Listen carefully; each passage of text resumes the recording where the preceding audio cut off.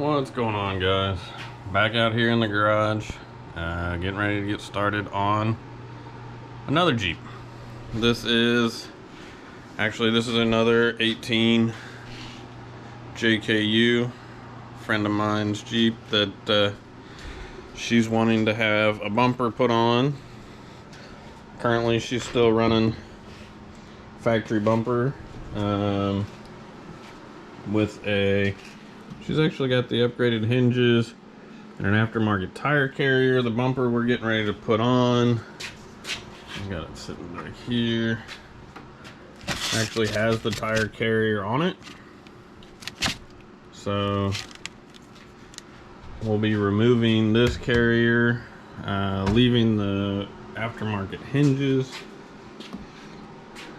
Part of the problem, she was having this started to rattle, and she was having a hard time trying to figure out exactly what was going on there. So we're just going to eliminate it, replace this bumper. Over here I've got all the parts that came with it. We've got bearings. These are your two stops. Actually looks like a nicer setup than what I've got. That I believe is the cap for the tire carrier swing arm. This will be the plate that'll go over where the existing tire carrier sits. These are going to be our brackets that sit inside the frame, and our bolts go through. This as well, this will sit actually just behind, inside, underneath the frame in there. Package of bolts. This is actually the piece that the tire is going to sit on. A couple D-rings. So there's the actual tire carrier itself. Like I said, I think the way I'm going to tackle this one is I'm going to go ahead and get this factory bumper off the back of here, get the new bumper up there, and once I get that done, then I can focus on getting this tire off of here. You know, I never even looked to see. I don't know if she's got locking lugs on this, but hopefully we can find that if there are. But we'll get this tire off of here. I've got the, she's got the round third brake light. We'll get all that remounted. I actually believe I'll end up having to cut those wires and reattach. That was put together here. You can see, I don't know if you can see the wires taped together inside, but we'll get that all rerouted. Not a big deal. So I'm gonna get at this. Like I said, first things first. I know on ours we took this hook and got some bolts back here. I don't know if you can quite see that. It's kind of dark under here, but she's got, what I'm seeing here is that's her trailer lights, which are mounted currently to the subframe, so that should be okay. That shouldn't interfere with anything. This will have to come off. The new bumper should have a trailer hitch, but like I said, we'll address all that as we go here. All right, so like I said, I'm gonna get at it and I'll show you as I go.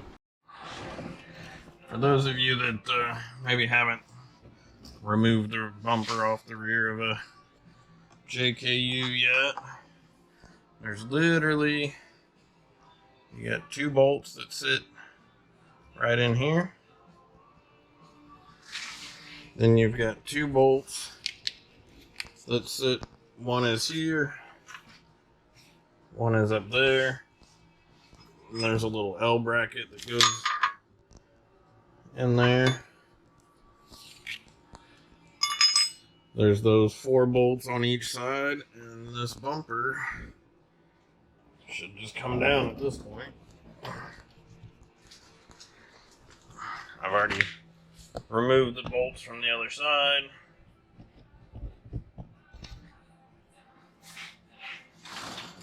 And these factory bumpers, white overall.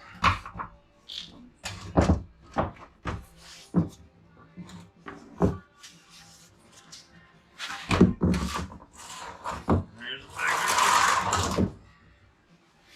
Just get it out of the way under there. And that's what it looks like. Like I said, I should have to take this hook off. There are some hefty bolts there that are holding that on. We'll also take this trailer hitch off. And then we should be ready to start bolting this other one back on. And we'll talk about the lighting on that one here shortly. But I just wanted to show you guys that real quick. Alright, so we've got the rear bumper stripped off. We got the tow hitch that was on there off. And we're basically ready to start putting the new one back.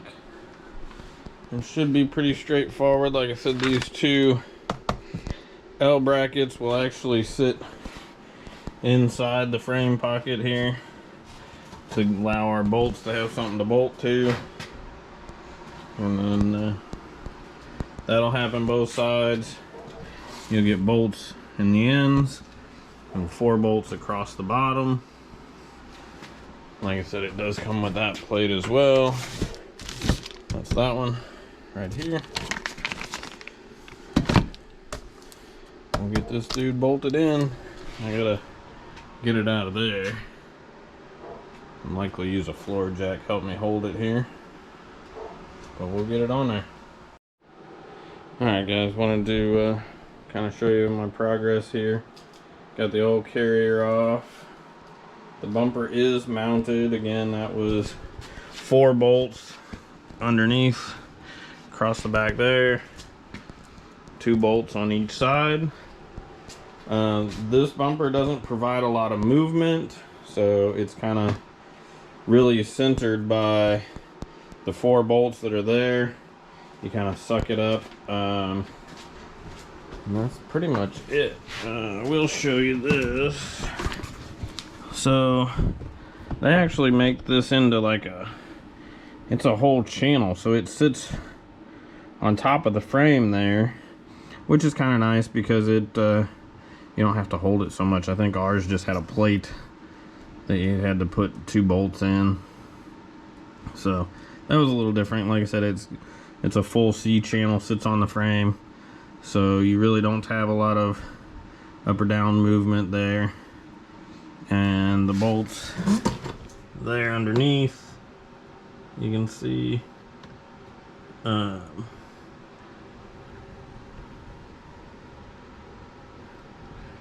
I said, once they pull up, then that's pretty well where it'll sit. Like I said, I just took that carrier off the back, took the you can see the rear stops are sitting there, so we're about ready to start putting this back together. Just wanted to kind of bring you up to date on it. I'll see you again in a bit. What's going on, guys? I wanted to point out something that I just realized taking this carrier off of here. Part of the problem that the owner of this Jeep was having was that this carrier, when it was sitting on there, was actually, there was a gap. There was a gap between this edge and the top of the gate. I don't know if anybody had happened to notice, but she was actually using these plastic shims shoved in there. You can see where they were kind of rubbing on the paint. She was doing that to try to keep what she thought was causing the rattle, which was the bounce of this whole thing. So in getting ready to put this other carrier on here, what I realized, these top 2 bolts were not there. There is holes, you can see holes right here in the top of this, there's a hole, depending on how tall you were going to make it, on both sides, and they were not there. Thankfully I had those odd 2 bolts sitting there. I had kept off of one of the other Jeeps that I've worked on from something else, I don't even recall, but they fit those holes. Likely what I'll do is try to put them down here where they hopefully won't be seen. But yeah, just wanted to point out that if you're having any trouble with a tire carrier, make sure that all the bolts are in it. But yeah, it didn't even dawn on me until I got it apart. The instructions on the new one say use the 8 bolts, and I was like, I only took out 6 bolts. So like I said, I was able to hunt down a couple extra, so we'll be good to go here, but just thought I'd point that out to you guys. Alright guys, I wanted to go over or show you something here. This is actually what's gonna be the stop against the gate. It's just a threaded piece with a round bump on the end. But what I was running into is that right here at the beginning of this, I couldn't get a nut to start on that. So one thing that I've found invaluable at times, this is just a thread gauge, which I was able to use to tell that this is a, and the way a thread gauge works, I don't know if you can see here, it's got teeth on it, and those teeth lay down in that just perfectly. If it didn't fit, it's kind of obvious. You would see a lot of daylight and things like that through the thread gauge. But anyway, the thread gauge tells you that this is a 1.75 threads per inch on there, and then this is a thread file. This particular thread file has, I don't know if you'll be able to see it, but it has different sizes. This particular face of it is the 1.75. This one here is 1 1/4, 2 1/2, so on and so forth. These are double-ended, have just a rubber handle you slip over. But to work on these threads, what you do, let me see if I can get you down here, is I just took that on the 1.75 and you just work this back and forth on those threads, and it works just like a regular file does. But what it's doing is it's cleaning the threads, and it's kind of reshaping them. I don't exactly know what happened to the end of this, but the first probably 2 to 3 threads on there were either smashed or I don't know. But so I filed on it for a little bit, and now I can actually get this nut to want to go on there. Before it wouldn't even start, and you can see it'll just run down the length of that now. But yeah, what I wanted to show you was that thread files. A friend of mine got me onto the idea of thread files a while ago. Got a kit of several of them here, and yeah, sometimes you can do things with a thread file that you just can't do otherwise. Really works out well. But I just wanted to kind of show that idea to you. I hadn't seen a thread file probably before a few years ago. I didn't know what it was. Like I said, a friend of mine pointed me onto those on another project that we were doing, and yeah, they've been great. So there you have it. Thread files. Worth it. Alright guys, really haven't made it anywhere beyond getting that plate on. I got the actual carrier out of the box. This is actually, you know, that bump points to the inside, but that bump goes in there, and that's where I kind of got stuck with not being able to put nuts on that, and I wanted to show you how I overcome that. So I'll keep you up to date here as we go. Something else I wanted to show you guys, with this carrier, it comes with bearings that will sit on this post here. They sit here on this post, an upper, you know, there's an upper and a lower. But one thing the instructions does not suggest, or does, well, it doesn't not suggest it, it just doesn't say, is to pack these. These are effectively just an old wheel bearing. So I've got wheel bearing grease, and I'm gonna go ahead and pack, or show you how to pack a bearing.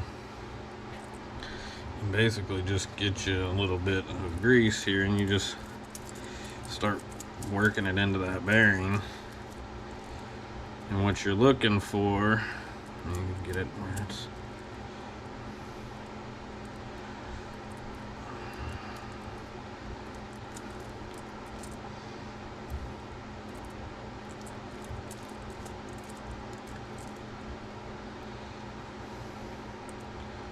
if I can get enough to go in it.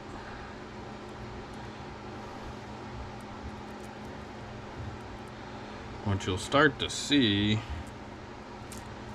might need some more grease here. It does take quite a bit.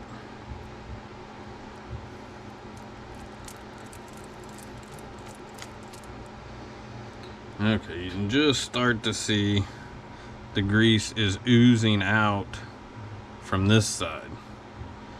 Alright, so that means that that section right there is packed. And we're just gonna keep packing grease all the way around the entire bearing.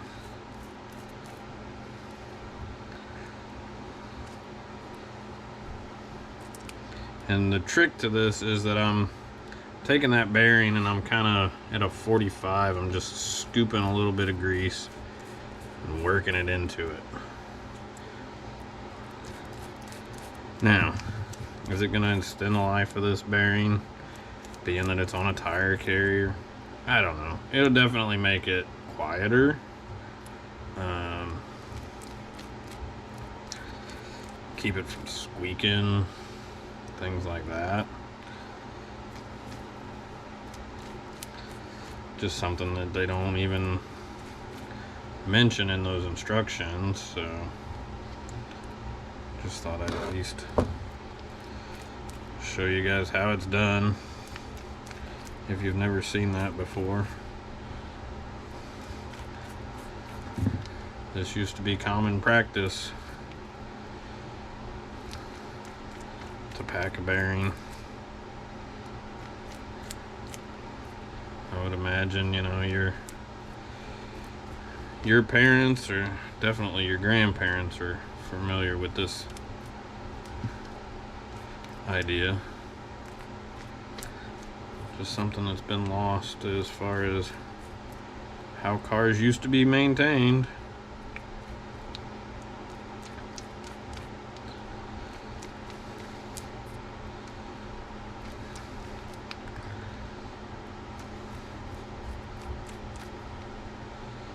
And so we just worked that all the way around it.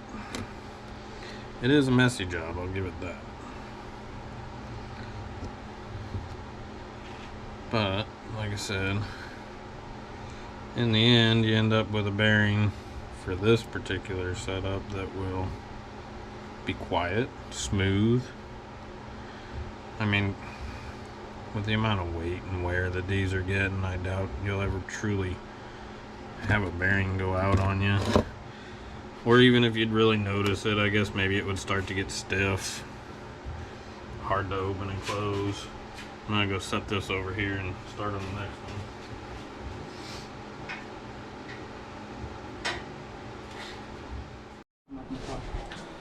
What's going on, guys?